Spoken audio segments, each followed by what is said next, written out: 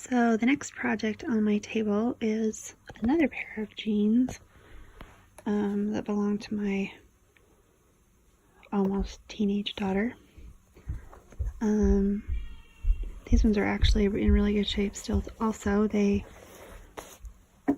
normally would not be ones I would consider doing this with because they are in really good shape, but they are one of those pairs that are short.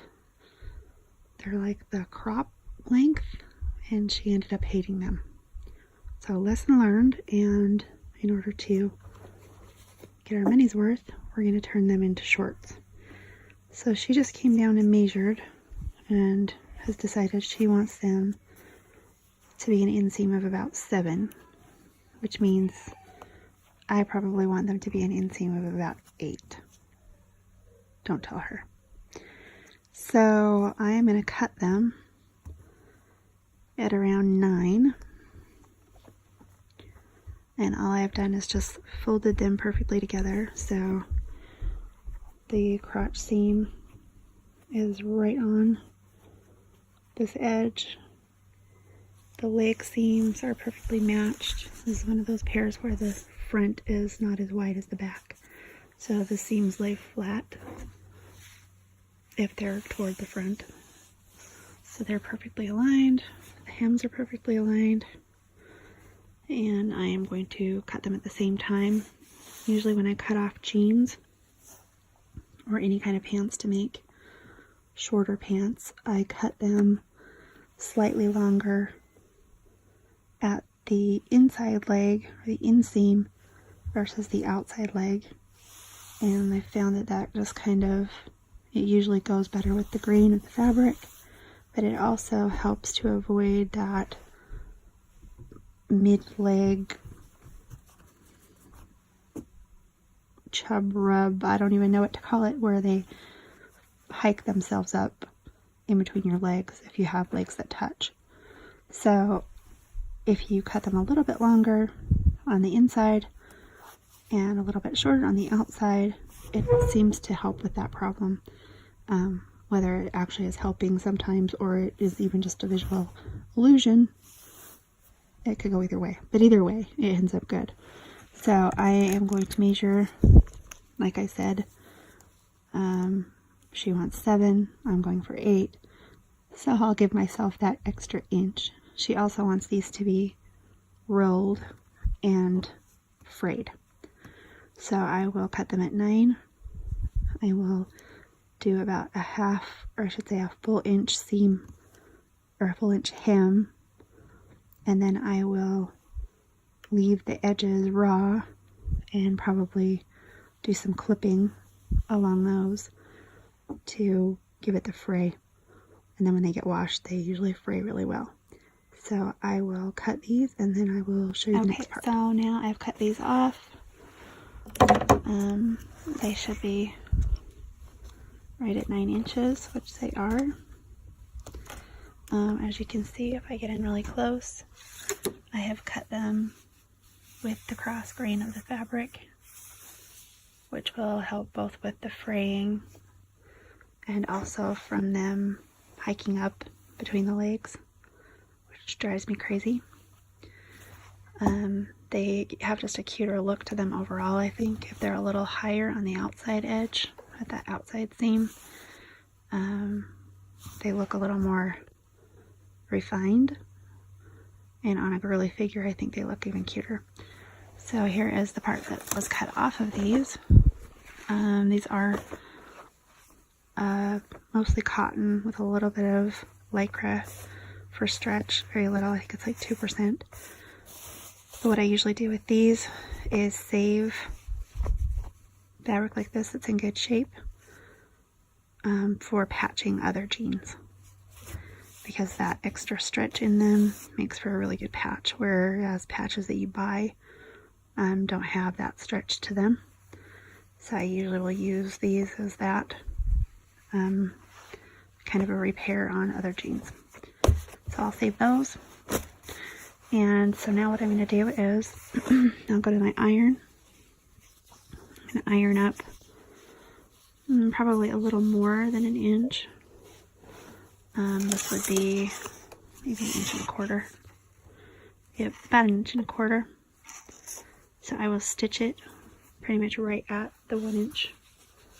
Just whatever matching thread or even a contrasting. I have some jean color, that orangey yellow colored thread. I'll stitch that, then I'll come back in and clip this raw edge down to that seam or really close to it, so that when they go through the wash, they'll fray and look like they were meant to be. So I'm going to do the ironing part and then we'll be right back. So now the hem has been pressed up. I'll be honest, on something like this where it's just a cutoff jean, I don't go along with the tape measure when I press, but I'm usually pretty good at eyeing, and that's, yeah, pretty close, a little more than 1/4 inch, and they're just steam pressed, not anything you need to be really concerned about doing perfectly.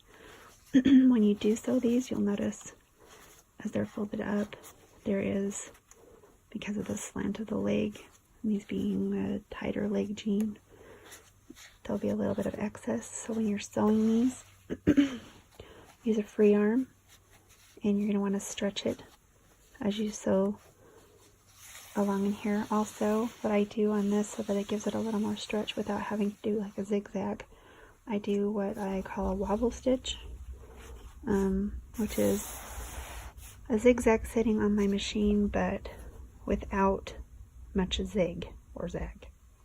I just tighten it down to where the needle is barely moving back and forth side to side. I will try to show you that in a minute, but it gives it just a tiny bit of stretch.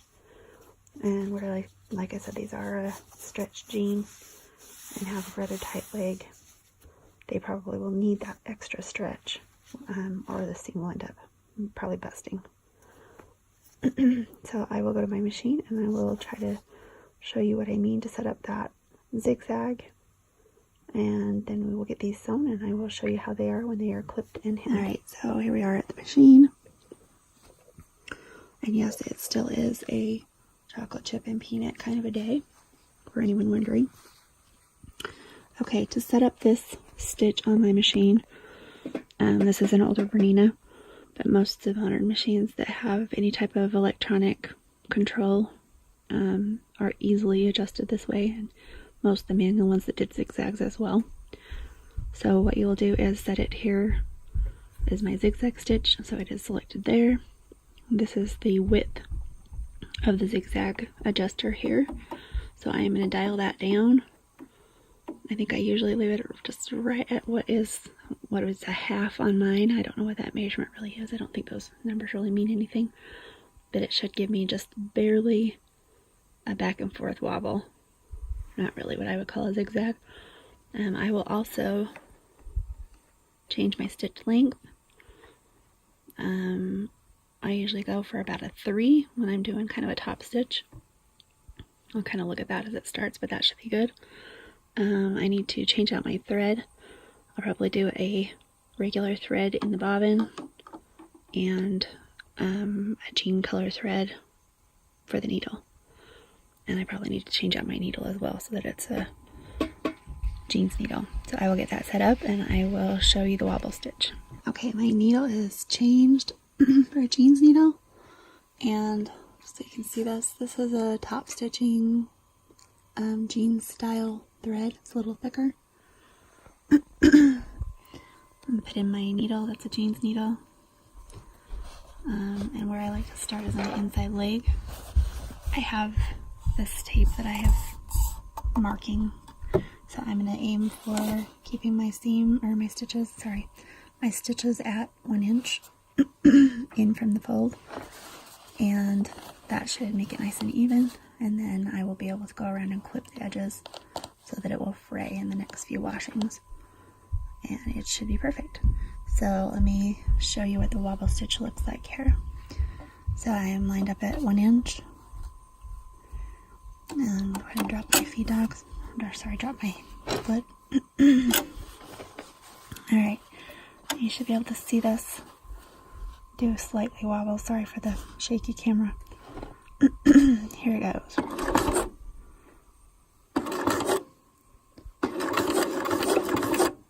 It's hard to see maybe, but it is just barely wobbling back and forth, doing a tiny little zigzag, but with a longer stitch length also.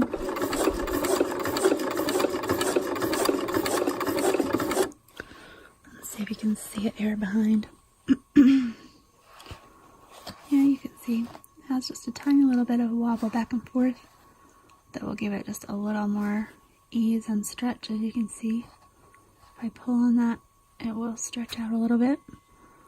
And that'll give enough stretch that the legs can still move easily and they won't be tight where that seam is, and it shouldn't break open. Also in my bobbin on this, I just have a medium blue thread. You can see it here. That's my bobbin. I really think it's worthwhile if you're going to make repairs like this, especially for kids, especially kids that are getting to be this age where they're more picky about their clothing. They are way more receptive to homemade fixes if the results end up looking like they were supposed to be there from the store. So a couple dollars worth of a jeans top stitching thread. I know a whiter or cream color is really popular. This is obviously the classic yellowish orange tan color, but it really is worthwhile, I think, to purchase a couple of bobbins of that thread just so that you have it for this type of repair. I'll go ahead and stitch this and I will show you the results when we get done. Alright, with all the stitches done on this leg, here is the end result. Where I pressed it up, I don't feel the need to pin or use clips, but I will say just a couple tips. I like to pin at my seams, the side seam and the inseam, so that they line up, and that gives me a target to shoot for when I'm stretching the leg. If there's any amount that's different when you roll it up, there's usually a little bit of a excess fabric. I think I probably had maybe a ½ inch or so that needed stretched, but that all works out perfect in the end. The other tip I would say is some of these seams, depending on the pants, you'll have some seams that are top stitched, like the inseam here, and then you'll have ones like this outside that are not top stitched. But as you can see when you look at the wear, the fading, the seam allowance has definitely been going one direction versus the other. So I try to make sure that when I fold those up, that I keep that going so that it's not got an extra bump. The only other thing about sewing this kind of thicker fabric in jeans, and this really isn't a super thick jeans fabric, it's just probably a medium weight denim.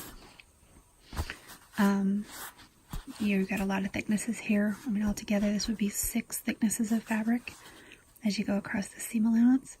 So you need to go slow. Make sure you got a nice sharp needle, the right size needle.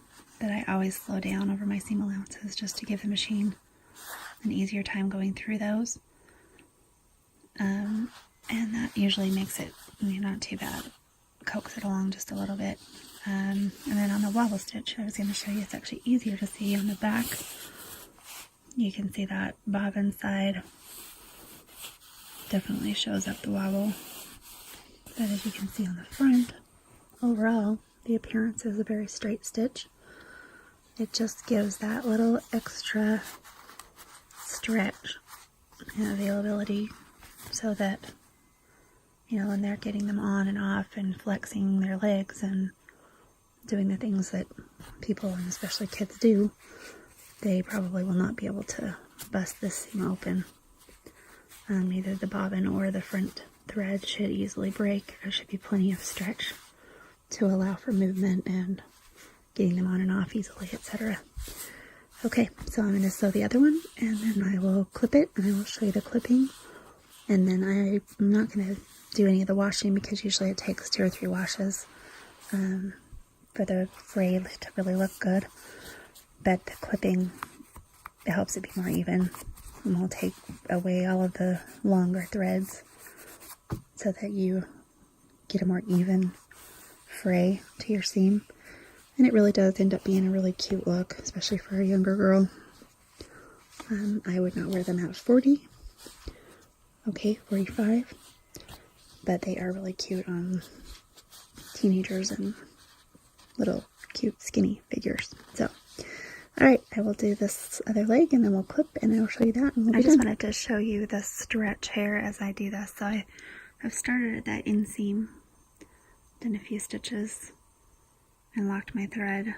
You can see the pin that's going to hold those seams so that they line up when we're all done hemming. And then if you come down here, I have another pin that's holding these seams so that they line up. And as you can see, there's just a little bit excess fabric. I'm going to change hands here. There's a little excess fabric as you go up the leg. So it will just take a little bit of stretch. You just put your finger, make use of the free arm. Make sure you're not pulling too tight. You know, as the fabric's feeding in, I try to pull more from the bottom, but I just hold on to that seam allowance where it's folded and stretch it out so that it's all nice and flat. And I will sew it in that. That will also help with the stretch factor, so that you're not getting a broken seam stitch. That's really helpful. Gives it that little excess thread that allows it to stretch as it's needed. Alright, so we'll go ahead and sew this and then I'll show you the clips. Here they are hemmed. All the stitches are done on the bottom legs. And now I just need to clip them to speed up the process of fraying and make it more even. This is really a good use of any old jeans that still fit, you know, around the butt and waist. You know, but maybe they have knees that are blown out, or if they're ones that the kids have just outgrown lengthwise, they've gotten longer legs, but the top still fits really well. This is a really good use of both jeans and really any kind of pants. I mean, I've done shorts from leggings and sweatpants. I usually only do this frayed hem on jeans, but I have actually done it with sweatpants as well, because it actually does kind of a cool little roll thing, which I think is cute. And it's also really cute folded like that, folded up so that the inside fleece shows on the bottom. The kids love them. Our kids wear a little longer inseam. You could really do it at any length. Even, you know, down to the capri length would be really easy to do that as well. It is really just a good use of those though. Okay, so the only thing left to do on these, besides the washing, which will probably take several washes before it looks perfect, but is to clip this edge. And that just speeds the process and keeps it more even. And keeps it from having any long threads that start coming out. It just will leave, you know, little short pieces that end up being fuzz in your dryer. So my favorite tool for this is actually something like this. These are Fiskars. The reason I like these for this job is that they are spring openers. So your hand gets a little less fatigued because it's only having to do the squeeze part. As opposed to scissors, which you end up with that spot on your thumb that is uncomfortable after so long. Also, the belay length of these I think is really good, plus they're really super pointy. And that makes them perfect for this job. So I will clip probably between probably 1/4 and an 1/8 inch all the way along. And I will probably leave about an 1/8 of an inch between the seam and the end of the clip, just to make sure that that's secure. Like I said, you can see again, if you look up close, it does look like it's a little bit crooked as far as the stitch goes. But when you back off, it looks very straight and looks like it was really meant to be. Even the color matches fairly well with the original. So I will get these all clipped and I will show you what that looks like, and then we'll be done with this project. The clipping is done. I'll just show you. It is not exact. You don't want it to be perfect. You want it to be more random, because this is not supposed to be a perfect finish. It's supposed to look ragged, but that will definitely help get it started. I clip all the way along. I even clip usually, sorry, it's out of focus. I usually clip even, in the seam allowance, so that will also fray and look, overall like it's supposed to be there. And that will do for this pair of pants. They should be able to be worn all summer. I don't think she'll change much in size over the next 3 months, 4 months, when it's warm enough to wear our shorts here. And that will definitely, stretch some dollars and not having to buy new shorts for this year. If you have any questions or comments, you can leave them below, and I will try to answer anything I can. Thank you.